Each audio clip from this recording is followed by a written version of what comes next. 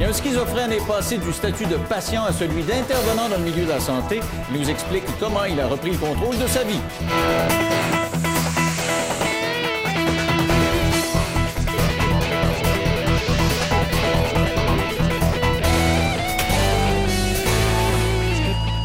Un homme a changé complètement de vie en contrôlant sa maladie. Il était schizophrène. Il était un patient encadré par des spécialistes. Il est devenu lui-même intervenant. Luc Vigneault a lancé un DVD aujourd'hui qui s'adresse autant aux professionnels qu'au grand public. Il explique sa maladie assez complexe. Il est dans nos studios de Québec. Bonsoir, M. Vigneault.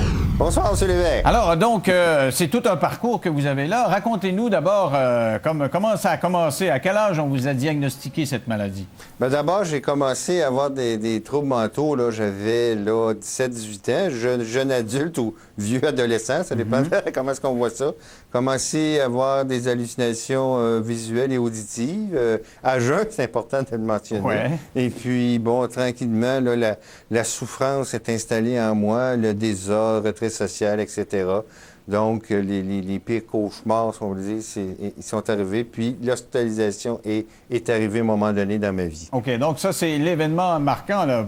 La maladie évolue. Je présume que vos parents sont désemparés. Puis, à un moment donné, on dit on n'a pas le choix, on va à l'hôpital. C'est ça? Bien, c'est ça, exactement. Ma famille qui m'a toujours supporté, toujours aidé, puis qui est toujours présente, m'a amené à l'hôpital. C'est là que j'ai connu... parce que vous savez, quand on n'est pas bien, quand on est un peu... délirant, bon, on comprend pas trop ce qui se passe, puis là, on voit arriver des préposés qui courent dans le corridor. Tu sais, tu penses que c'est une équipe de football, mais tu réalises que le ballon, c'est toi. Pas drôle d'être un ballon dans la Non, vie, c'est pas ça. drôle. Puis là, tu sais, il te saute dessus, il t'attrape, puis il te trappe bien comme faux sur un lit. Et puis, il te pique. Là. Bon, on fait ça avec l'humour, mais c'est extrêmement traumatisant. Tu sais, tu te demandes qu'est-ce qui se passe, etc.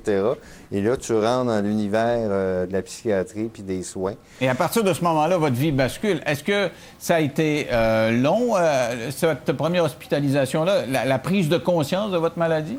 Bien, c'est sûr que ça a été long parce qu'au début, tu sais pas trop qu'est-ce qui se passe. Bon, j'ai connu... une première hospitalisation qui a duré 3 ou 4 mois. Après ça, on rentre, c'est-à-dire on ressort, on rentre. On appelle ça le phénomène de la porte tournante. On ne sait pas trop ce qui arrive.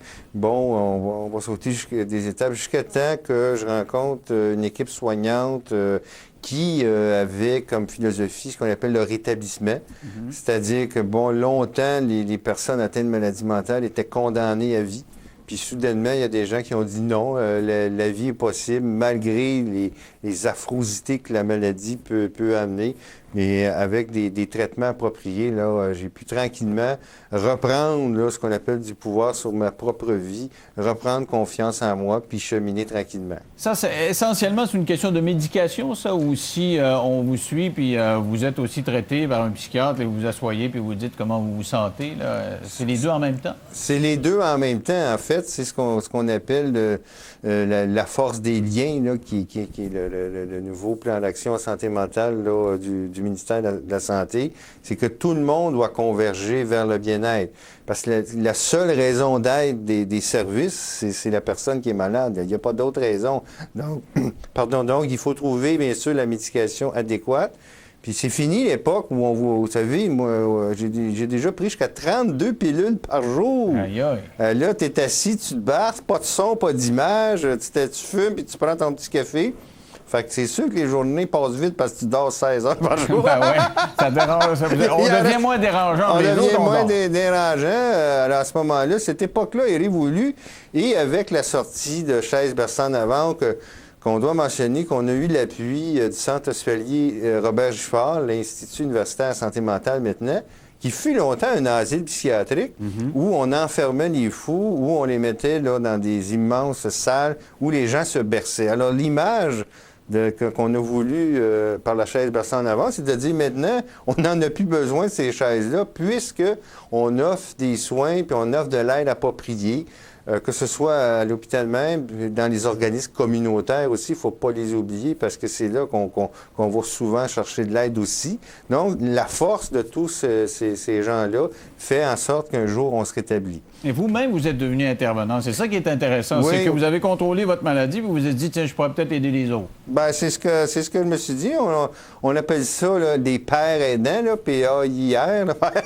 Donc, on aide les autres à travers notre vécu, puis porter un message d'espoir, de dire aux gens, ben c'est fini là, le temps où on est condamné à vie. Peu importe la maladie que tu as, que ce soit bipolaire, dépression, schizophrénie, etc., il y a de l'espoir, puis c'est possible d'y arriver. Puis c'est ce que je fais aujourd'hui, de transmettre ce message d'espoir-là.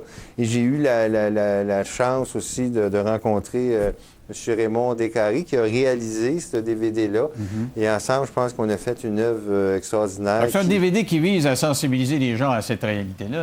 Il vise à sensibiliser les gens, les personnes atteintes, les proches aussi, qui souffrent beaucoup, et les intervenants. Et on a appris tout récemment que le Centre national d'excellence en santé mentale du ministère de la Santé a intégré Chaise Berçant en avant comme outil de formation auprès des futurs intervenants, ceux qui vont aider le monde. Regardez, là, en voici un, il s'est rétabli, c'est ça qu'on veut maintenant. Quand vous dites rétablir, est-ce que ça vous arrive des fois de revoir des hallucinations, je sais pas, de retomber vraiment dans des grandes dépressions, etc.? Est-ce que ça vous arrive d'avoir des crevaisons, si on veut, comme ça? Je dirais peut-être des petits flats. Des petits flats, vous les réparez vite? Oui, répare vite, parce que maintenant, j'ai des outils, maintenant, je sais quoi faire. Puis maintenant, j'ai des gens autour de moi qui m'aiment, qui m'aident, qui me supportent, puis qui croient en moi. C'est ça qui est important. Alors, c'est sûr que je ne connais plus des grands désastres là, causés par la maladie, parce que je peux prévenir. Puis n'importe quand, l'aide est là. C'est ça qui est important. Est-ce que c'est parce que aussi vous acceptez votre état? Parce que je me souviens d'un film que vous avez sûrement vu, une espèce de génie en mathématiques qui a découvert qu'il était schizophrène. Puis à un moment donné, il a comme accepté qu'il y avait un personnage qui était à côté de lui, puis qu'il a compris qu'il n'existait pas. Puis des fois, il revenait, puis des fois, il revenait pas. Est-ce que ça fait partie de la maladie, ça? Ben, c'est un homme d'exception. Oui, absolument, le petit show, il a quitté mon oreille. Ah ben là vous l'avez, c'est correct. Parce que là, il faut que j'entende des voix d'habitude. Si vous entendez la mienne, vous êtes correct. J'entends, on est correct. J'en avais eu ça, mais pas un autre bord. OK, je ne prendrai pas d'autres pilules. Donc, effectivement, à un moment donné, je dis souvent que la maladie, ça ne s'accepte pas. Tu sais, comme j'ai aussi eu un épisode dans ma vie où j'ai eu un cancer, tu sais, ça ne s'accepte pas. Tu deviens l'esprit combatif. C'est que tu reconnais que tu as des limites, tu reconnais qu'il y a des symptômes qui sont là. Puis, tu délimites bien, un peu comme un homme d'exception qui dit, bon, c'est vrai, j'ai des hallucinations. Maintenant, il y a d'autres choses aussi. Hein? Il était quand même un génie, il était quand même brillant. Alors, c'est d'aller vers la force des gens. Les gens ont des forces, ils n'ont pas juste des faiblesses, ils n'ont pas juste des handicaps. Donc, c'est d'aller, effectivement, comme vous dites, là... Mais on comprenait qu'il avait accepté dans le sens où le contrôle de sa maladie. C'est-à-dire, au début, à un moment donné, dans sa vie, un personnage, il n'existe pas, le personnage. Et il découvre qu'il n'existe pas, et il panique un peu, mais à un moment donné, il dit, OK, je l'accepte, il est là. Puis il revient de temps en temps, puis il ne revient pas. Donc, c'est un peu ça. Vous dites, c'est pas juste l'acceptation, mais il y a quand même une partie de l'acceptation de médication et de traitement aussi. Oui, il y a une partie d'acceptation, puis je rajouterais, si on fait référence toujours à ce film-là, l'amour inconditionnel de son épouse, hein, qui lui a dit combien est-ce qu'elle l'aimait, qu'il l'a toujours supporté. Et ça, c'est important. Ça fait partie d'un tout. C'est parce qu'il ne faut pas penser qu'il existe un remède miracle ou une thérapie miracle. C'est un ensemble d'actions posées qui fait qu'à un moment donné, on se rétablit, puis on reprend une vie active. Donc, vous dites, à partir du moment où on se considère soi-même capable d'avoir une vie normale, que nos proches considèrent qu'effectivement, on peut avoir une vie normale, que notre famille le considère, on peut effectivement avoir une vie normale. Si vous voulez, on fait une pause. Puis au retour, j'aimerais vous poser la question. Il y a quand même des cas où c'est plus lourd, ça doit être un petit peu plus compliqué. On fait une pause, on se retrouve dans 3 minutes. À tout de suite. D'accord.